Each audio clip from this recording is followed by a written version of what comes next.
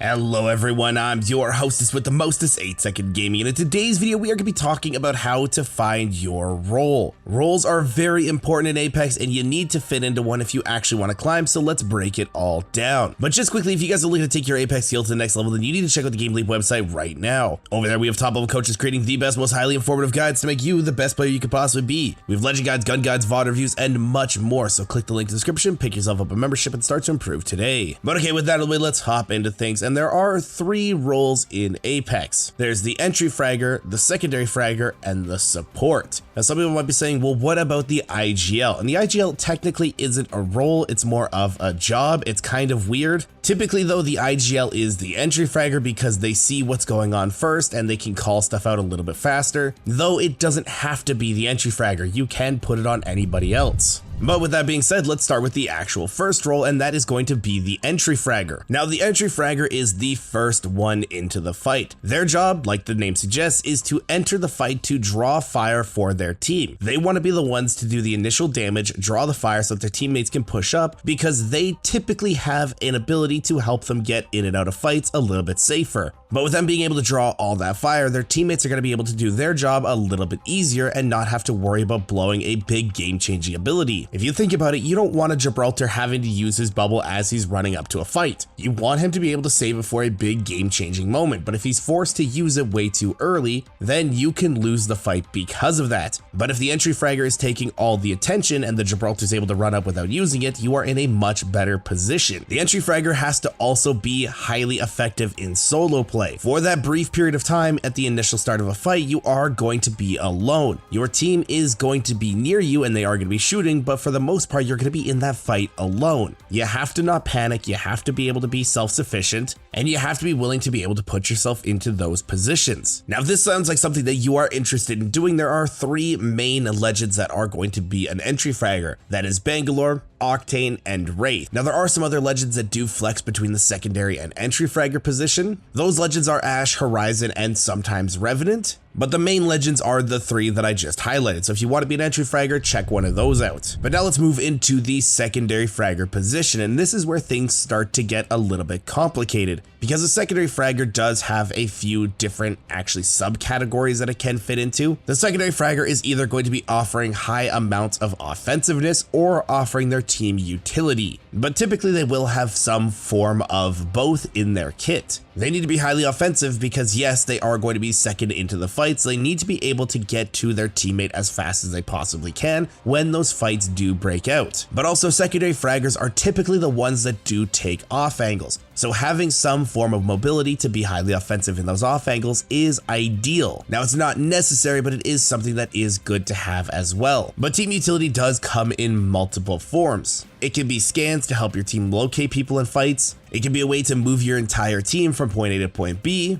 or it can be a way to get your team more loot. There's multiple different examples of it, but I want to go back to the offensive part because as a secondary fragger, you are typically going to be the one getting the most amount of kills. You need to be confident in fights because you're going in basically as the cleanup crew. Your entry fragger is going to go in, they're going to draw the fire, they're going to do some initial damage, and you are going to go in and clean up after that. Yes, of course, your entry fragger and your support are still going to be doing damage throughout the fight, but you still need to have such good focus to get the people that are low down and out of the fight. Now that is a little bit of an exaggeration because sometimes it's not going to be possible with the positioning, but it's a hyperbole to help you guys really nail this idea home. And if you guys are looking to actually become a secondary fragger, there are quite a few legends that do fit into this role. There's Ash, Ballistic, Bloodhound, Fuse, Horizon, Loba, Mad Maggie, Mirage, Pathfinder, Revenant, Seer, and Valkyrie. Now as you guys can see, there are quite a few options when it does come to the secondary fragger role. So if you're looking to pick up this role, try to figure out what kind of playstyle you have, try to figure out what kind of utility or offensive stuff you want to give your team, and then pick your legend based off of that. But now we can move into the last role, the support, the rocks, the ones that are holding it down for their team, and I am a little bit biased because I did play support for my team when I was in ALGS. but I do think that they're the coolest on the team. Now this is gonna be wild, but the supports support the team. Their kits are designed around doing something like locking down a position or helping their team reset. They can be both offensive and defensive in some certain situations, but for the most part, their entire kits are going to be designed around saving their team or helping them in some way. They also typically don't really have any movement abilities. It's very rare for a support to have one. So if you're going to be a support player, you have to be very confident with the team that you are playing because they need to be able to help you get in and out of certain situations. It is very easy to single out a support if their teams are not paying attention. So always be aware of that. The supports also do have a pretty tough job in the sense that they always want to stick next to at least one of their teammates in a fight.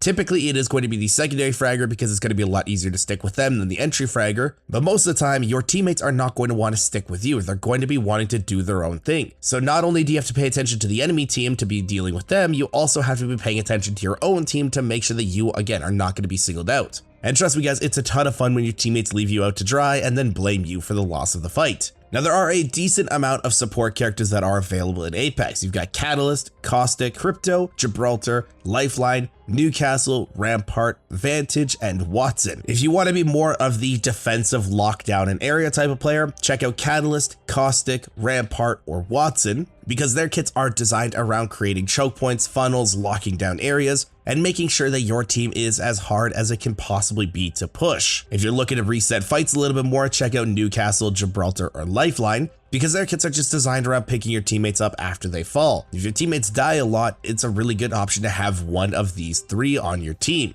And again, not that I'm biased or anything, but Newcastle is definitely the best option here. If you want to be a little bit more offensive while still being in the support category, you can check out Vantage. She's a little bit weirder than other supports because she doesn't technically fit into this role, but there's no other role that she really fits into. So you have to play her a little bit differently while you do play in this role, but she does fit in here. And if you want to play a little mini game sitting on your Game Boy all game, then you can check out Crypto. Crypto has a very unique playstyle that revolves solely around him. So if you want to be the center of attention while still being the support, check him out. Now there are a few things that I do want to make very clear. Sometimes legends can bounce around from different roles. Like Bangalore can be an entry fragger, but she can also be a secondary fragger. Horizon, mainly a secondary fragger, but can be an entry fragger. But there are a decent amount of other legends that cannot move from their specific roles. And if you try to force a legend to be into a role that they're not actually supposed to be in, you can lose a lot of usefulness of their kit. I can't tell you how many times I've solo queued and I've run into an Octane that's just sitting in the back of the team with a sniper rifle. That is not how Octane is supposed to be played. If you want to try and play a specific role, then look at a specific legend that does fit in there. But if you really like a specific legend, play them in their specific role and you'll find a lot more success. But also don't be afraid to bounce around from role to role. Like I mentioned, I am typically a support player. Whenever I play ranked or ALGS or scrims or anything like that, I am going to be a support. It's where I'm most comfortable. But when I'm playing ranked or anything like that, I can flex around to literally any other role because I'm confident on pretty much every single legend. So it is possible to play multiple different roles, but I do recommend either having a main legend or a main role. It's going to be a little bit easier to pick things up. But let me know the role that you guys play in the comments down below. And if you guys want to stay up to date with the latest, greatest, safest, tips, tricks, and news, don't forget to smash the like and subscribe button. Thanks so much for watching. Once again, maintain gaming. I'll see you guys in the next one.